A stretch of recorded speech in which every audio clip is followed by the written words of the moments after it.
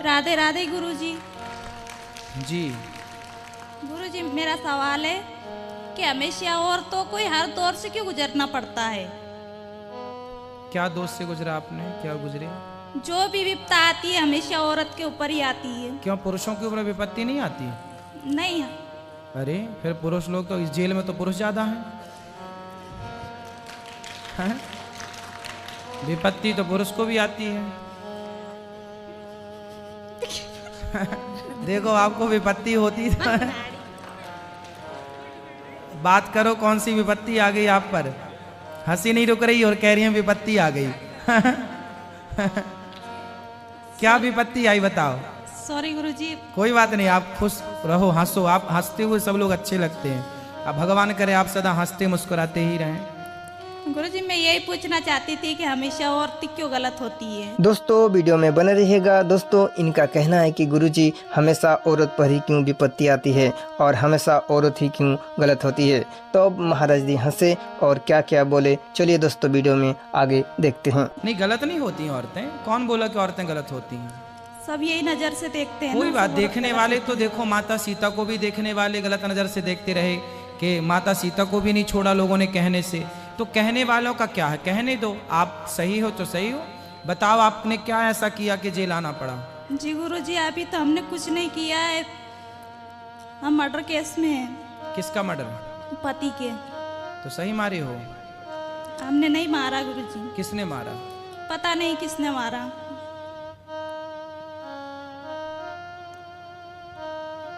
फिर भी हम यहाँ पे तो आप दोनों की बनती थी, प्रेम से रहते थे कि लड़ाई झगड़ा होता था? नहीं गुरुजी हम अच्छे से रहते थे। बच्चे हैं आपके? हे गुरुजी। बच्चे कहाँ हैं? सास ससुर के पास है। कितने बड़े हैं? लड़की है मेरी 16 साल की। और लड़का? लड़का है 10-12 साल का। और आप यहाँ कितने साल से हैं? 4 साल से। अच्छा, तो अभी कितने साल और रहना है यहाँ? जी गुरुजी हमें आजीवन कारावास है। आजीवन मतलब 20 साल? 20 साल। गुरुजी हमने इस जन्म में कुछ पाप नहीं किया, कुछ नहीं किया, फिर भी हम इस जगह पे हैं। जी। तो आपने जब पति की हत्या नहीं की तो फिर गवाह सबूत जो हैं वो देखे नहीं जाते क्या? पड़ताल नहीं होती क्या बिल्कुल भी? नहीं गुरुजी वो होली के दिन कुएं पे थे, वो दारू के नशे में, घर पे भी नहीं थे। कहाँ? कुएं में? हाँ। तो कुएं में गिर गए? नहीं। हाँ। कुएं पे ही थे, वहाँ खेत पे पड़े थे वो। तो फिर जब वो खेत पे अपने आप शराब पी के मर गए तो फिर आपका दोष क्यों? आपको दोषी किस आधार पे बनाया गया? सास ससुर ने हमारा नाम लगाया। सास ससुर ने बोला कि तुमने मार दिया। हाँ। तो भाई पोस्टमार्टम हुआ होगा, मारने के लिए जो चीज प्रयोग हुई होगी, कोई गला दबा के मारा होगा कैसे, तो वो मैच हो गए क्या आपसे? नहीं गुरुजी। तो फिर किस आधार पर सजा हो गई आपको? बच्चों से उनने गवाह दिलवा दी है। अच्छा, बच्चों से गवाही दिलवा दी? हाँ। तो बच्चों ने क्या गवाही दे दी? ये बोला कि मम्मी ने मरवाया। अब बताओ, छोटे छोटे बच्चे, बताइए कितने साल के थे उस समय आपके बच्चे? छोटा लड़का था 8 साल का। और बड़ा बेटी? नहीं उसके गवाह नहीं लगे।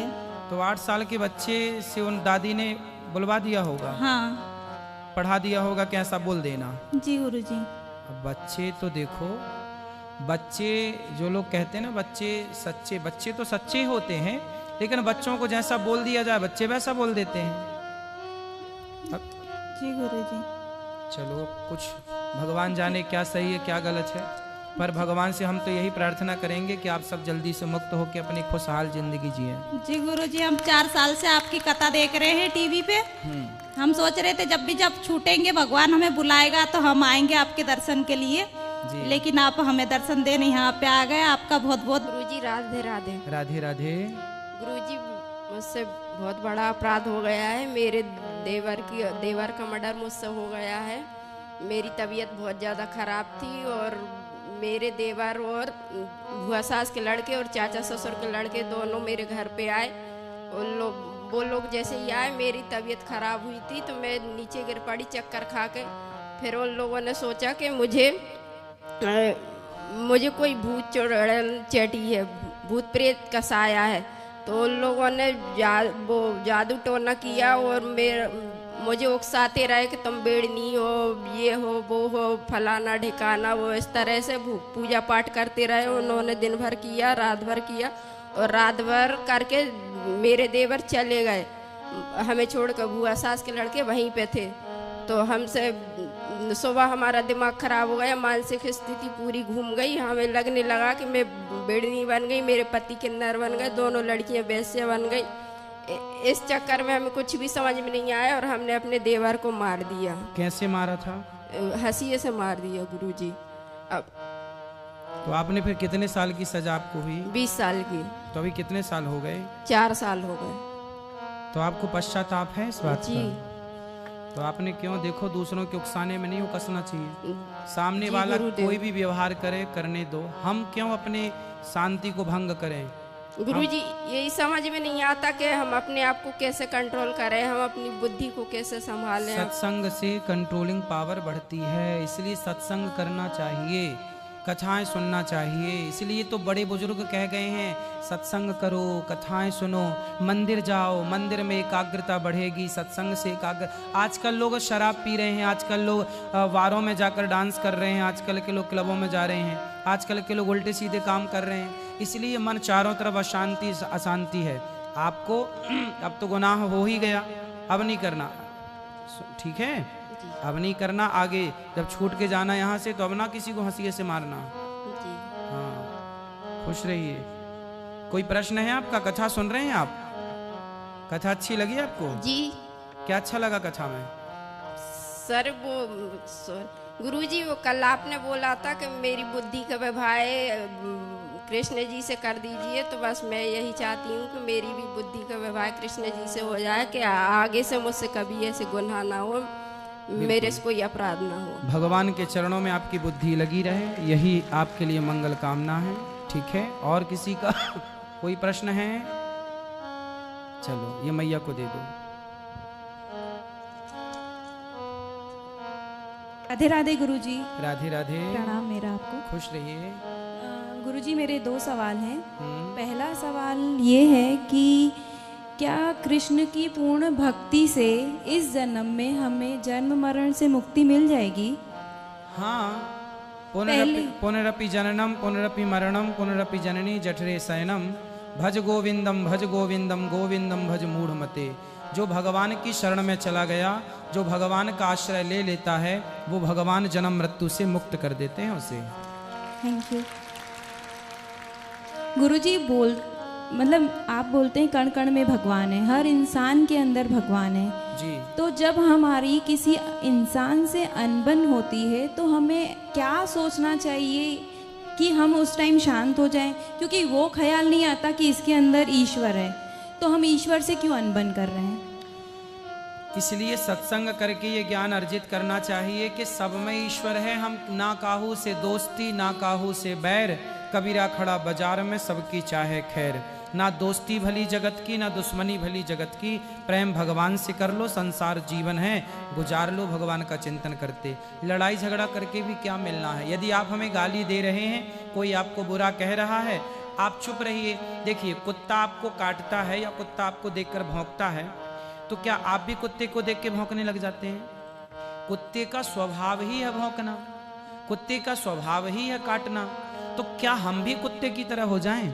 सामने वाला दुष्ट है तो उसका स्वभाव वैसा है, क्या हम भी उसकी तरह हो जाएं? इसलिए सामने वाला कैसा है वो रहा आए। दुष्ट अपनी दुष्टता नहीं छोड़ता, तो सज्जन को भी अपनी सज्जनता नहीं छोड़नी चाहिए। गुरुजी, वो जब परिवार के लिए जब बोलते हैं ना गलत शब्द, तब जाके हम उस क्रोध में आते हैं, तो वो क्रोध को कंट्रोल नहीं कर सकते। क्रोध को कंट्रोल विवेक के द्वारा होगा, सत्संग करेंगे। देखो, क्रोध के कारण ही तो आज ये स्थिति आई। आप क्यों आए जेल के अंदर? मैं हस्बैंड के मर्डर केस में हूँ। तो आपने पति को मार दिया? नहीं, फिर वो प्रॉपर्टी के वजह से मेरे इन लॉस ने मेरा इन्वॉल्वमेंट बता के मुझे यहाँ पे भेजा है। तो पति की मृत्यु कैसे हुई? किसी ने की है मृत्यु। किसी ने की? मारा किसी ने? जी। तो जिसने मारा वो जेल आया कि नहीं? हाँ जी, अभी वो मतलब बाहर हैं जिन्होंने मारा तो था। फिर आप कैसे अंदर हो गए? मेरी भी बेल होने वाली है। नहीं तो आप जेल कितने दिन रहे जेल के अंदर? मुझे यहाँ पे लगभग 9 साल हो गए। तो 9 साल आपने जेल की सजा पाई, तो आखिर आपने गुनाह किया होगा तब ना पाई? नहीं सर, मैं झूठ नहीं बोलूँगी। क्योंकि सत्य बोलना मुझे भी पसंद है। तो मैंने मर्डर नहीं किया है, ना ही मेरा इन्वॉल्वमेंट है। आपने जैसे बताया ना कि पिछले फंसा जन्म दिया का। किसी ने आपको। जी, चलिए, तो व्यर्थ में ही आप निर्दोष हैं और आपको सजा मिली। मैं ये समझ चुकी हूँ कि पिछला कुछ रहा हुआ है जो मुझे काटना है, तो मैं खुशी खुशी भी काट रही हूँ। तो आप अब यहाँ से जाने के बाद खुशमय जीवन बिताइएगा, बिल्कुल। भगवान का चिंतन कीजिएगा। बच्चे हैं आपके? हाँ जी, गुड़िया है, तो बेटी आप वहीं घर में हैं? ससुराल वालों के पास। अच्छा, चलिए, अब यहाँ से जाने के बाद आप कहाँ से स्टार्ट करेंगे अपनी ज़िंदगी? फिलहाल तो मैं अपने मायके में ही हूँ, उसके बाद तो सोचा हुआ है प्रोफेशन जो भी मैंने, सर मैं उसी में आगे बढ़ूंगी। चलिए, भगवान आपको सुखी रखे। राधे राधे। प्रणाम गुरुदेव। जी गुरुदेव, मेरा नाम सिराज मुशर्रफ है। जी भैया। मैं मुस्लिम हूँ हाँ, और इस वजह से मैंने कभी श्रीमद् भगवत कथा को सुनना नहीं। अच्छा। श्रीमान जेल में, भोपाल सेंट्रल जेल में, मैं श्रीमान महोदय, अधीक्षक महोदय का आभार व्यक्त करता हूँ कि उनके होते हुए मुझे ये कथा सुनने का अवसर प्राप्त हुआ। मैं बंदी भाइयों से निवेदन करता हूँ कि बड़े साहब के लिए जोरदार तालियां बजाइए, इसमें कंजूसी मत करिए बंदी भाई। सुंदर। गुरुजी, आपकी कथा को मैं 3 दिन 4 दिन से कंटिन्यू सुन रहा हूँ। जी, मुझे इसमें बहुत आनंद की प्राप्ति हुई। बहुत अच्छी आपने बातें कही हैं, इसको मैं हमेशा फॉलो करूँगा। हमेशा मैं आपका धन्यवाद अदा करता हूँ। देखिए- बड़े साहब का भी ताहे दिल से शुक्रिया अदा करता हूँ। भागवत की कथा मानव जाति के लिए है। हमारे मुसलमान भाई नहीं सुनते, वो अलग विषय है, लेकिन भागवत की कथा यदि मुसलमान भाई भी सुनने लग जाएं, ईसाई भाई भी सुनने लग जाएं, तो मानव जाति के कल्याण का काम करती है भागवत, सबका कल्याण। कोई गुरुजी, जी इसमें बहुत सारे मुसलमान भाई मौजूद जी। हैं जो इस कथा को सुन रहे जी। हैं, और वार्ड में जाके सब यही बात करते हैं कि गुरु जी की 16 आने 100% बातें सब सच हैं और सही हैं। एक भी बात को आपकी गलत नहीं ठहराया जा सकता, किसी कीमत पे गलत नहीं ठहराया जा सकता। 16 आने सब बातें आपकी सच हैं। हम आपसे प्रेरणा लेते हैं कि हम इस बात को, आपकी हर बात को फॉलो करेंगे, हर बात को फॉलो करेंगे और बुराई के रास्ते को छोड़कर सच्चाई के रास्ते पर चलेंगे। गुरुजी, मेरा 17-18 साल की वर्ष की उम्र थी। एक ट्रेवल संचालक से मेरा पैसे का लेन देन था। जी वो पैसे न देने के कारण मेरा उससे झगड़ा हुआ। जी। मेरा भोपाल न्यू मार्केट में किड्स फुटवेयर की शॉप थी। जी मेरा उस बंदे से झगड़ा हुआ और उस झगड़े में मुझे पैसे नहीं मिले। मुझे मेरी दुकान का रेंट देना था, रेंट पर एक शॉप थी मेरे पास। तो झगड़े में मेरे अंदर नादानी थी। नादानी में मैंने उसके ड्राइवर पे पिस्टल रखकर उसकी गाड़ी को छीन लिया। मैंने बुक करी टैक्सी ऑनलाइन और उसको बुला के उस गाड़ी को छीन लिया और छीन के ले जाके बॉम्बे में सेल कर दी। और गुरुजी, मैंने ये अपराध किया जिसकी सजा मैं भोग रहा हूँ और अपने पाप का मुझे प्रायश्चित है। उस केस में मैं जमानत पर 2015 में छूट गया था और 2022 में मुझको सजा पड़ी। 7 साल के उपरांत मेरा कोई अपराध पंजीबद्ध नहीं हुआ, मैंने कोई अपराध नहीं किया, लेकिन जो अपराध मैंने किया था उसकी सज़ा मुझे मिल रही है और मैं भोग रहा हूँ। मैं प्रार्थना करता हूँ आपका आशीर्वाद अगर रहा तो फिर मैं कभी बाहर जाकर ऐसा कोई अपराध नहीं करूँगा कि जिससे मुझे जेल दोबारा आना पड़े। और सभी बंदी भाइयों से मेरा निवेदन है, मेरी रिक्वेस्ट है कि आप सब भी कभी ऐसा कोई काम ना करें कि जिससे हमको दोबारा जेल आना पड़े और हमारा परिवार वहाँ बाहर परेशान हो। धन्यवाद गुरुजी।